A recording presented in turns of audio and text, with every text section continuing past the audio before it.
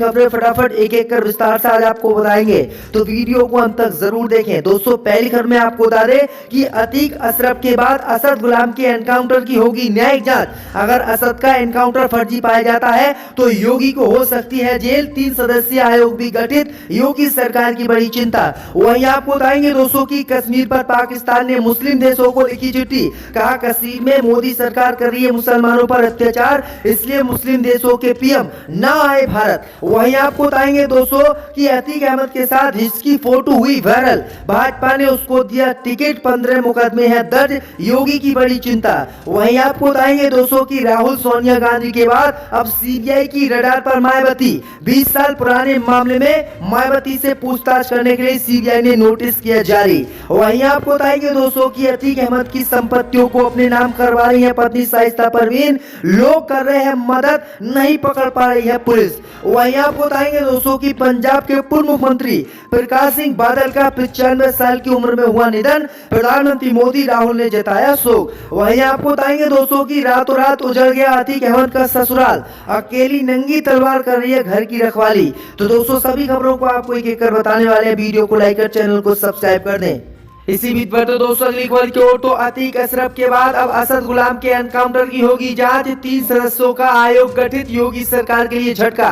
जय दोस्तों आपको बता दें कि अतीक अहमद और उनके भाई अशरफ की हत्या की जांच के बाद अब असद और गुलाम के एनकाउंटर की भी जांच होगी। दरअसल आपको बता दें कि असद और गुलाम के एनकाउंटर की जांच के लिए 3 सदस्यीय आयोग भी गठित कर दिया गया है। दरअसल आपको बता दें कि असद और गुलाम के एनकाउंटर को उत्तर प्रदेश के पूर्व मुख्यमंत्री अखिलेश यादव सहित मुस्लिम लोगों ने फर्जी बताया था और कहा था कि बीजेपी सरकार ने गलत तरीके से असद और गुलाम का एनकाउंटर किया था और ये एनकाउंटर फर्जी है। भाई आपको बता दें कि अब इसी मामले को लेकर योगी सरकार फंस गई है और अतीक अशरफ के बाद अब असद और गुलाम के एनकाउंटर की भी न्यायिक जांच कराने के आदेश दे दिए गए हैं और 3 सदस्यीय आयोग भी गठित कर दिया गया है। दरअसल आपको बता दें कि जहां अतीक अहमद और उनके भाई अशरफ की हत्या की जांच की जा रही है तो उनके बेटे असद और गुलाम के एनकाउंटर की भी अब न्यायिक जांच हो रही है। तो ये बड़ी अपडेट आई दोस्तों कि अगर एनकाउंटर असद और गुलाम का फर्जी पाया जाता है तो कई पुलिसकर्मियों को जेल हो सकती है और योगी आदित्यनाथ की भी मुश्किलें बढ़ सकती हैं। इसी बीच पर तो दोस्तों अगली खबर की ओर, तो जम्मू कश्मीर को लेकर भारत के विरोध में उतरा पाकिस्तान, मुस्लिम देशों को चिट्ठी लिखकर भारत न आने की दी चेतावनी। जय दोस्तों आपको बता दें कि केंद्र की मोदी सरकार G20 देशों की बैठक जम्मू कश्मीर में कराने जा रही है। इसके विरोध में पाकिस्तान उतर आया है। पाकिस्तान ने मुस्लिम देशों को चिट्ठी लिखकर इस बैठक में शामिल न होने की अपील की है। दरअसल आपको बता दें कि पाकिस्तान ने कहा है कि जम्मू कश्मीर में लगातार मुसलमानों का उत्पीड़न किया जा रहा है, उनको परेशान किया जा रहा है और उनको कैद कर रखा जा रहा है। इसलिए जितने भी मुस्लिम देशों को केंद्र की मोदी सरकार ने G20 देशों की बैठक में शामिल होने के लिए न्योता भेजा था, वो मुस्लिम देश इस बैठक में शामिल ना हो, क्योंकि ये बैठक जम्मू कश्मीर में कराई जा रही है और जम्मू कश्मीर में मुसलमानों पर अत्याचार केंद्र की मोदी सरकार कर रही है। तो ये बड़ी अपडेट आई दोस्तों की भारत के खिलाफ पाकिस्तान ने बड़ा ऐलान किया है और पूरी दुनिया के मुस्लिम देशों को चिट्ठी लिखी है और इस कार्यक्रम का बॉयकॉट करने की अपील। इसी पर तो दोस्तों अगली खबर की ओर, तो भाजपा ने जिस व्यक्ति को दिया टिकट उसकी फोटो अतीक अहमद के साथ वायरल, 15 मुकदमे भी हैं दर्ज। जय दोस्तों आपको बता दें कि बरेली में शाहबाज से पार्षद पद के लिए भाजपा ने जिस व्यक्ति जुनैद अली को टिकट दिया है उसका फोटो अतीक अहमद और उनके बेटे असद के साथ वायरल हो रहा है, जिसके बाद भाजपा की चिंता बढ़ गई और भाजपा ने अब चुनाव चिन्ह को फ्रीज कर दिया है। दरअसल आपको बता दें कि जुनैद अली पर 15 मुकदमे भी दर्ज हैं और इनकी फोटो अब जमकर सोशल मीडिया पर वायरल हो रही है और लोग कमेंट कर रहे हैं कि अतीक अहमद के साथ जिन लोगों के फोटो हैं, अतीक अहमद के जो दोस्त हैं और जो अपराधी हैं, उन्हीं को भाजपा टिकट दे रही है। एक तरफ भाजपा अपराधियों को खत्म करने की उत्तर प्रदेश में बात कहती है, लेकिन दूसरी तरफ उन्हीं अपराधियों को टिकट दे रही है, जिससे भाजपा की फजीयत होगी और भाजपा ने अब इनको टिकट देने से मना कर दिया है। तो ये बड़ी अपडेट आ रही दोस्तों। इसी बीच पर तो दोस्तों अगली खबर की ओर, तो राहुल सोनिया गांधी के बाद अब मायावती से सीबीआई करेगी पूछताछ। जय दोस्तों आपको बता दें कि वीएसपी चीफ मायावती पर सीबीआई ने शिकंजा कसना शुरू कर दिया है। ताज कॉरिडोर घोटाले में तत्कालीन मुख्यमंत्री मायावती और मंत्री रहे नसीमुद्दीन सिद्दीकी की मुश्किलें बढ़ सकती हैं। 20 साल पुराने मामले में इस घोटाले में सीबीआई ने एक्शन लेना शुरू कर दिया है। 20 साल पुराने मामले में सीबीआई को महेंद्र शर्मा के खिलाफ अभियोजन की स्वीकृति मिली है। Mahendra Sharma national project construction corporation limited के तत्कालीन एजीएम थे। सीबीआई पश्चिम की एंटी करप्शन कोर्ट में 22 मई को सुनवाई होगी। वर्ष 2002 में मायावती ने ताजमहल और उसके आसपास के इलाके को कॉरिडोर के रूप में विकसित करने के लिए इस परियोजना की शुरुआत की थी। तब 175 करोड़ रुपए के इस प्रोजेक्ट के लिए 17 करोड़ रुपए जारी किए गए थे। वहीं आपको बता दें कि अब मायावती पर भी सीबीआई ने शिकंजा कस दिया है और मायावती से भी अब पूछताछ होने वाली है, जिससे मायावती की चिंता बढ़ सकती है और मायावती को जेल भी हो सकती है। इसी बीच पर तो दोस्तों अगली खबर की ओर तो अतीक अहमद की हत्या के बाद अतीक अहमद की पत्नी अतीक अहमद की संपत्तियों को अपने नाम करवा रही है। जय दोस्तों आपको बता दें कि अतीक अहमद की हत्या होने के बाद अतीक अहमद की पत्नी शाइस्ता परवीन उमेश पाल हत्याकांड के वास्ते ही फरार है, जबकि सूत्रों के अनुसार शाइस्ता अपने पति अतीक अहमद की संपत्तियां और कंपनियों को अपने नाम करा रही है। दरअसल आपको बता दें कि ज्यादातर संपत्तियों को उत्तर प्रदेश की योगी सरकार ने खत्म कर दिया है, उन पर कब्जा कर लिया है, लेकिन अब जो बची कुछ संपत्तियां हैं उनको अतीक अहमद की पत्नी अपने नाम करवा रही है। दरअसल आपको बता दें कि एसटीएफ को उनकी दिल्ली और मुंबई सहित कई राज्यों में लोकेशन मिली है, क्योंकि वो भी अतीक अहमद के साथ आरोपी हैं और उनको भी एसटीएफ की टीम गिरफ्तार कर रही है। तो ये बड़ी अपडेट आई दोस्तों कि दिल्ली सहित कई जगहों पर शाइस्ता परवीन उनको मिली है और शाइस्ता परवीन अतीक अहमद की संपत्तियों को अपने नाम करवा रही है।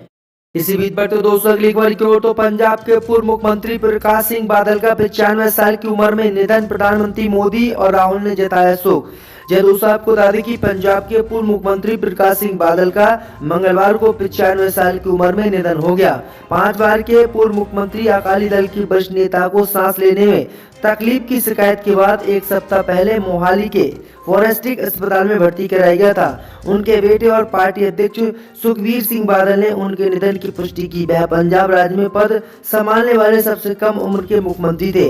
प्रधानमंत्री मोदी ने ट्वीट कर प्रकाश सिंह बादल को जो है श्रद्धांजलि दी है। उन्होंने कहा कि प्रकाश सिंह बादल लगातार 5 बार पंजाब के मुख्यमंत्री रहे, जो कि सबसे बड़ी बात है। तो ये बड़ी अपडेट आई दोस्तों। इसी बीच पर तो दोस्तों अगली खबर की ओर तो रातों रात उजड़ गया अतीक अहमद का ससुराल, अकेली नंगी तलवार कर रही है घर की रखवाली। जय दोस्तों आपको बता दें कि उत्तर प्रदेश के माफिया अतीक अहमद के परिवार के साथ ही अब उनका ससुराल भी उजड़ गया है। आपको बता दें कि प्रयागराज के चकिया कसारी मसारी मोहल्ले में अतीक अहमद का ससुराल है, लेकिन अब उसका ससुराल यानी कि शाइस्ता परवीन के मायके का घर भी उजड़ गया है और यहाँ परिवार का कोई इंसान मौजूद नहीं है। लेकिन यहाँ चौंकाने वाली बात यह है कि अतीक के ससुराल के सूने घर पर गेट के अंदर घर की एक नंगी तलवार फर्श पर पड़ी हुई है। इसमें एक और चौंकाने वाली बात यह है कि अतीक के ससुराल वालों के घर पर मेन गेट सहित किसी भी दरवाजे में ताला नहीं लगा है। इस घर में सारा सामान इधर उधर बिखरा पड़ा है। इससे अंदाजा लगाया जा रहा है कि कोई अचानक से घर के लोगों को बाहर निकाल के ले गया या फिर तत्काल जो जैसा था वैसे ही भाग गया, क्योंकि अतीक अहमद की हत्या के बाद उनके परिवार से भी पूछताछ की जा रही है और शाइस्ता परवीन यानी अतीक अहमद की जो ससुराल है उन लोगों को भी ढूंढा जा रहा है। तो ये बड़ी अपडेट आ रही दोस्तों। इसी बीच पर तो दोस्तों अगली खबर की ओर तो मनीष सिसोदिया की पत्नी की तबीयत खराब, दिल्ली के अपोलो अस्पताल में भर्ती। जय दोस्तों आपको बता दें कि आम आदमी पार्टी के वरिष्ठ नेता और आबकारी घोटाले में फंसे दिल्ली के पूर्व उप मुख्यमंत्री मनीष सिसोदिया की पत्नी सीमा सिसोदिया की तबीयत अचानक खराब हो गई है। जानकारी के अनुसार वो आइटोम डिसास्टर से पीड़ित हैं और उन्हें इलाज के लिए दिल्ली के निजी अस्पताल में भर्ती कराया गया है। खबरों के अनुसार मंगलवार को मनीष सिसोदिया की पत्नी सीमा सिसोदिया मल्टीपल स्क्लेरोसिस से पीड़ित हैं। आज सुबह उनकी हालत अचानक बिगड़ गई, जिसके बाद परिजनों ने उन्हें इलाज के लिए इंद्रप्रस्थ अपोलो अस्पताल में दाखिल करवाया। दिल्ली के मुख्यमंत्री अरविंद केजरीवाल ने सीबीआई द्वारा फरवरी में मनीष सिसोदिया को जेल भेजे जाने के बाद कहा था कि उनकी पत्नी सीमा सिसोदिया बेहद गंभीर बीमारी से पीड़ित है। तो ये बड़ी अपडेट आई दोस्तों की जहाँ जो है मनीष सिसोदिया जेल काट रहे तो वही उनकी पत्नी की तबीयत खराब अचानक हो गई है। इसी बीच पर तो दोस्तों अगली खबर की ओर तो मध्य प्रदेश में बीजेपी विधायक ने बताया जान को खतरा, अपनी ही सरकार पर लगाए आरोप। जय दोस्तों आपको बता दें कि मध्य प्रदेश में भारतीय जनता पार्टी के विधायक उमाकांत शर्मा ने अपनी जान को खतरा बताते हुए अपनी ही पार्टी की शिवराज सरकार पर सुरक्षा मुहैया न कराने का आरोप लगाया है। इस पर पूर्व केंद्रीय मंत्री अरुण यादव ने तंज कसते हुए कहा है कि जब विधायक की ही सुरक्षा नहीं तो बहन बेटियों के हाल को समझा जा सकता है। विदिशा जिले की सिरोज विधानसभा क्षेत्र से विधायक उमाकांत शर्मा ने एक बयान में कहा कि कुछ पुराने अधिकारी और कर्मचारी जिनके खिलाफ मेरी शिकायत पर नियम अनुसार कार्रवाई हुई है, कुछ अवैध बिल्डर और राजनीतिक विदेश रखने वाले लोग मेरे खिलाफ षड्यंत्र रच रहे हैं, षड्यंत्र कर चुके हैं। वो कहा कि ये बिल्कुल मेरी हत्या भी करा सकते हैं, इसलिए जो है मध्य प्रदेश की बीजेपी सरकार मुझको सुरक्षा दे और मेरी सुरक्षा करवाए, क्योंकि मेरी कभी भी हत्या हो सकती है, मेरी जान को खतरा है। तो ये बड़ी अपडेट आई दोस्तों कि मध्य प्रदेश में किस तरह से बीजेपी सरकार होने के बावजूद बीजेपी के नेता जो है जान की भीख मांग रहे हैं।